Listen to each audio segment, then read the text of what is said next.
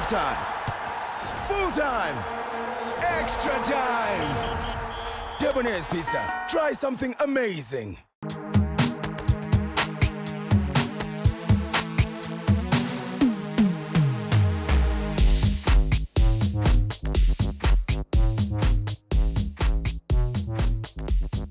Welcome to another edition of Kickoff on the Couch, proudly brought to you by Debonair's. With me as always, my esteemed colleague Zola Doda, the one and only Zola Doda.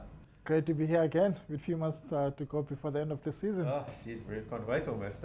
Speaking of the end of the season, let's talk PSL, let's talk ABSA Premiership. The title race, Sundowns 7 points clear of Wits now. Can we start writing them the winner's check yet? Or? Look, I think so, but the thing is, Wits is going to take this all the way. I mean, in the latest edition of Kickoff magazine, I did speak to Peter about it when the team was 19 matches without the defeat. And Peter basically said to me that, look, as much as they're doing well, but Wits is also doing well. Yeah. Because the fact that they haven't lost a game in about 21 domestic matches, and Wits are also just 7 points behind them. So I think Wits is going to take this all the way. And Sundowns might win the league with about 3 to 4 matches, but they're not going to win the league with more than 6 matches remaining. That is not going to happen. But suffered a massive setback now this week where Bakamani Mhlambi injured, ruled out for 9 months. And it's not only a big setback for Wits, of course, a massive setback for the under-23s because he's now going to miss the Olympics. Yeah, it is. It's very sad. It's a massive setback for us South African football fans because we wanted to see Mhlambi doing well this season. I think he's also, he was in contention for the young player of the season as well. So exactly, with 3 months to go, I can still give him the player of the season, for the young player of the season. But you're looking at Wits, Hunty's team is different. Hunty is not under pressure to play football a certain way. Losing Mhlambi for him means that he's going to grab for the results. So he's going to do what it takes to get like 3 points in every game. Dane Clayton is doing well. He's lost also Papi Fati as well. He's scoring a lot of goals. So I think Wits is going to fight all the way, and Sundowns is going to have to battle it out until the end of the season. So Chiefs and Aces, you think their race is run too far behind, eh? Look, Kaizer Chiefs, they've had way too many throws this season. That's the biggest problem with Chiefs. I think with Aces is that if Mbesuma is not doing well and not scoring goals, then they sort of struggle. Yeah. And but considering the fact that the team was almost sold last season and they didn't have a good pre-season training, Mohsin Etrukal came in and did very well with what he had with the team. Yeah. And if they can go ahead and finish in 4th position, I think that will be exactly it's job well done. Higher than their target was. Listen, let's touch quickly on the other big team, Pirates. They seem to be winning one week, losing the next week. Yeah. So much inconsistency. You can understand why the fans are as upset as they are because this is a team that's used to steamrolling most teams in front of them, and now they'll be losing to Free State Stars the one day and then thumping Aces 3-1 the next day.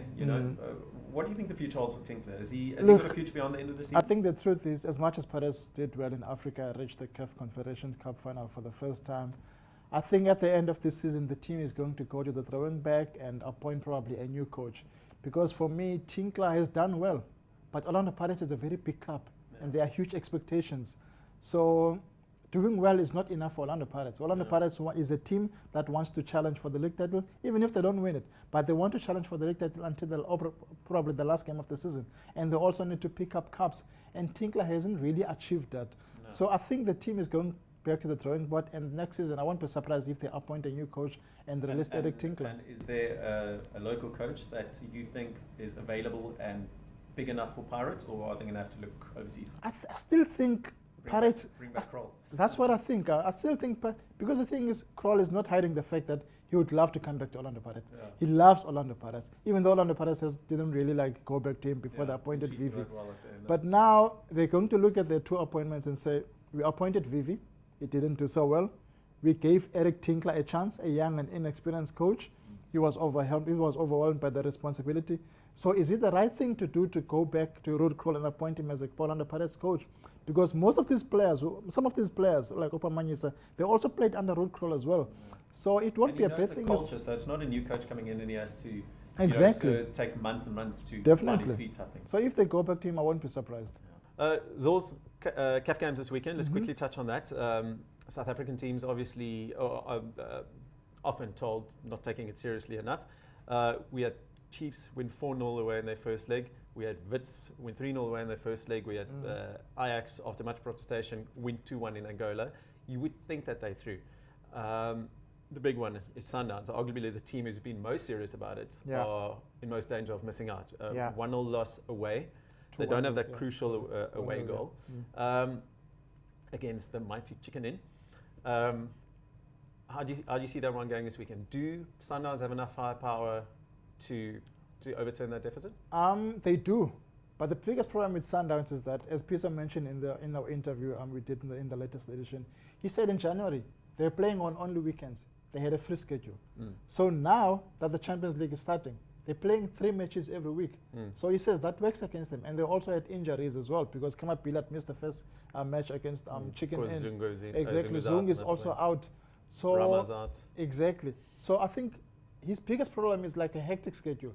Because, I mean, they're not playing against some small team from Comoros, like Kaizer Chiefs, for instance. They're playing against a top side from Zimbabwe.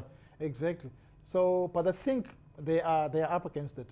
And I think they can go ahead and win it, because Sundowns wants to win the Champions League this season.